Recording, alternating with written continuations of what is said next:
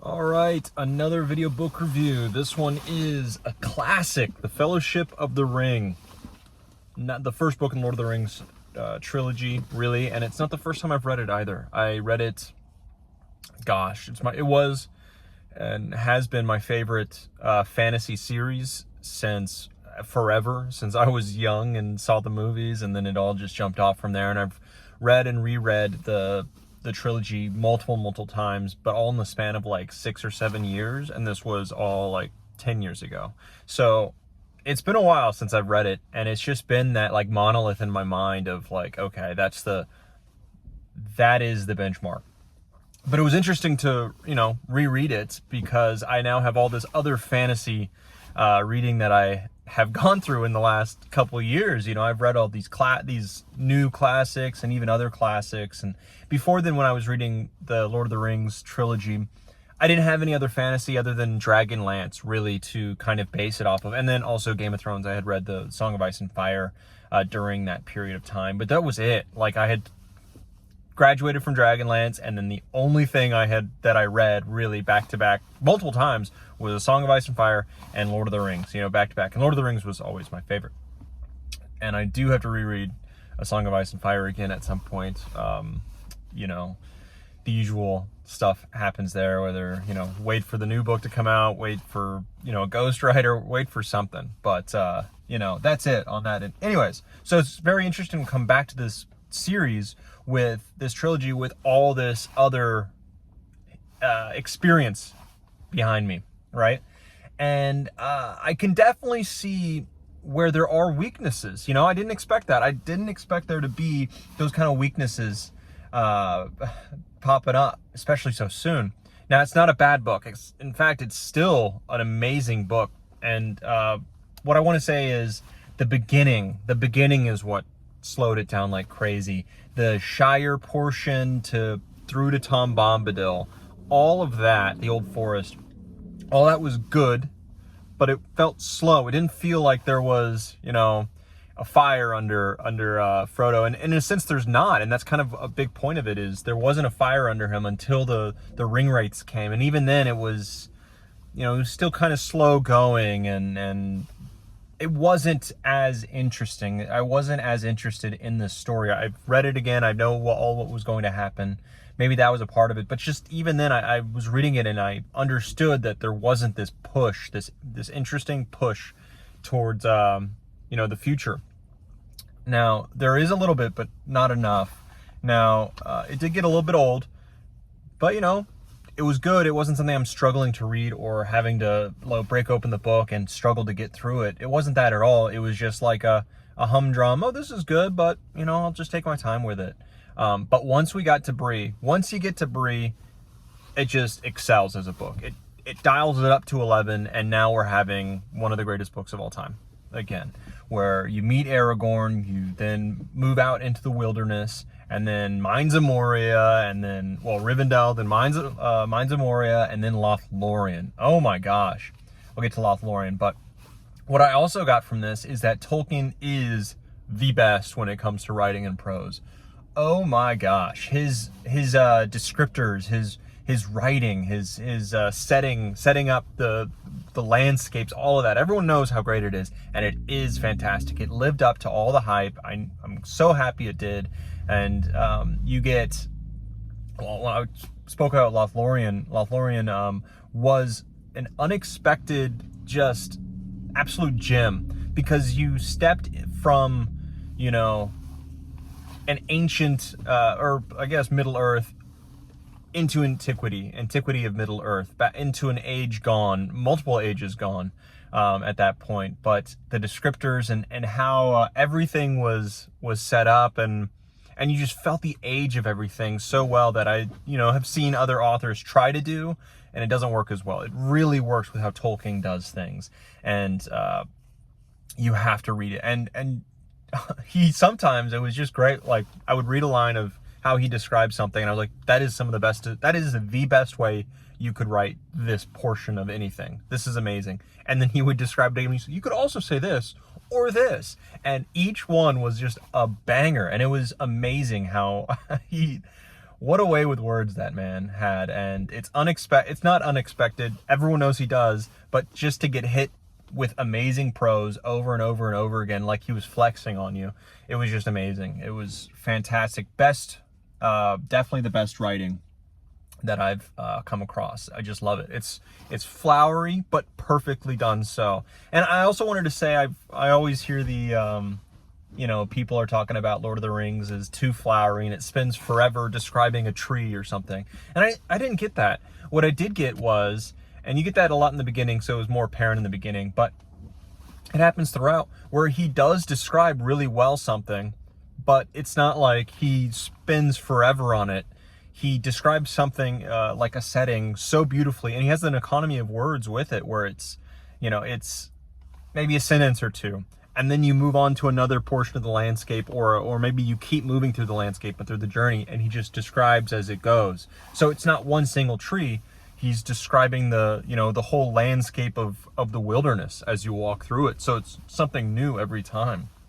He's not, he doesn't go overly long on one thing at all. He keeps it moving. My problem with the first portion of the book was he's doing all these descriptors, but not enough pieces of interesting things are happening in these places. Now, as you move on in the book, that does actually happen. He's having these beautiful descriptions and amazingly interesting things are happening, and characters are interacting beautifully, which happens in the first part, but not enough of was happening action-wise. So everything comes together in that once you get to Bree and onwards, and it's just fantastic from there. So I loved it in that sense. What I also really enjoyed after reading the Silmarillion like a million times now, and now coming back and reading Lord of the Rings, and having that full understanding as much as I have now, because it just is always deeper once you think that you understand the world or the mythology of Middle-earth, of Tolkien's world. You're wrong, because there's always more. And so the understanding that I have, at least, is from over a decade of reading the Silmarillion over and over, and Children of Hurin, and everything about this world. Seeing snippets from that come out is just amazing. Now, yes, you have him mentioning Fëanor, or mentioning the First Age, Beleriand, all that kind of stuff. That's interesting. But what I found more interesting was to see the hand of Eru moving things, shaping things. But it's not like Eru's gonna cause a massive, big mountain to come up out of the ground to change the course of history in this way. No, it's always a light touch. It's always little. And the example I'm going to use is when the Fellowship is in the Mines of Moria, and they walk into the chamber of Mazarbul, or I think it is the Hall of Records, and Pippin they see a big well, and if you've seen the movie, you know what I'm talking about. But there's a well in the center of the room, or a part of the room, and Pippin just has a weird thing come over him where he's like weirdly enticed to just drop a stone down the well, and it alerts the orcs, right? It alerts the goblins and orcs to come up and get him, to try and stop the Fellowship. And that was, that actually was incredibly, fortuitous, really, because had Pippin not dropped the stone, the Fellowship would have gone the way that they were going, that Gandalf was leading them, and they would have hit a dead end, a big chasm that was blocked off, filled with, hundreds of orcs. Then they would have massacred the Fellowship. The Balrog was there, all of it, right? But because of that, the orcs attacked early, and they had to go down a side passage that they didn't even know was there, was not expected. They were forced through it, through the dark, and they were able to come out on the other side of that rift that they didn't even know was there, and they were able to, most of them, get to safety.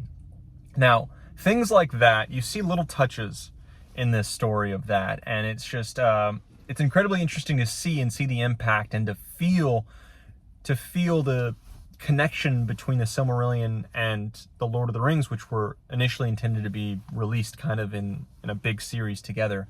To see that through line was super interesting and very rewarding. It's not just oh, we're going to mention this character from 2 ages ago from the Silmarillion, and now we have the through line, and it's super interesting. It's actual people from the past, or gods, or whatever, affecting the world. That's kind of what Glorfindel is kind of there for, is too. But anyways, sidetrack. Last thing I want to say is, that I know that I'm going to say, is that what I love also about Lord of the Rings and about what Tolkien does in there is, it's also a little thing too, where he follows, and you'll know if you've read GGK, he follows these different side plots to their ending. Like, it takes a paragraph or two, or even just a sentence, and let's say you meet a character. Well, this one, there was a couple horses, and the horses were in Bree, and the Nazgul released the horses, so they had the hobbits and Aragorn had to go by foot.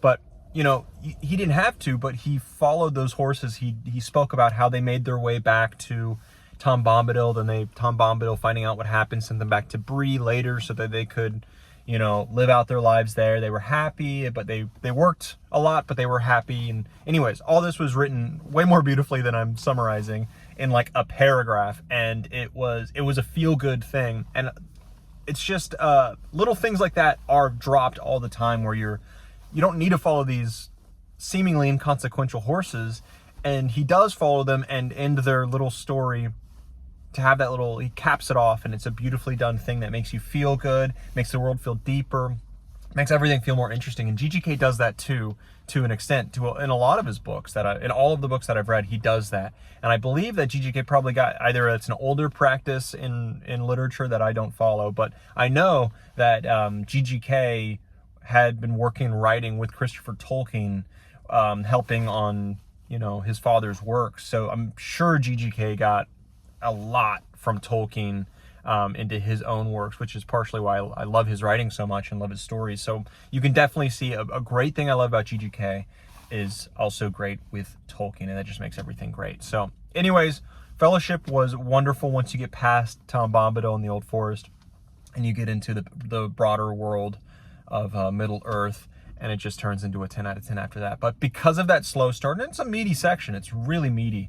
In the beginning, I can give it, honestly, like, I'm gonna give it like an 8 out of 10 is what I'm feeling now, because of the slowness in the beginning. And that might be heresy to some, and it was my favorite series. We're gonna see how it goes from here, but this book definitely is lesser than I remember it, but it's still fantastic because I've just been raving about it. It's just slower again than I remember in the beginning. Anyways, what did you think about this book? I'm sure all of you have read it or want to read it. Tell me why you haven't, or tell me why I'm wrong, or whatever, right? But 8.8 out of 10. On to the next book.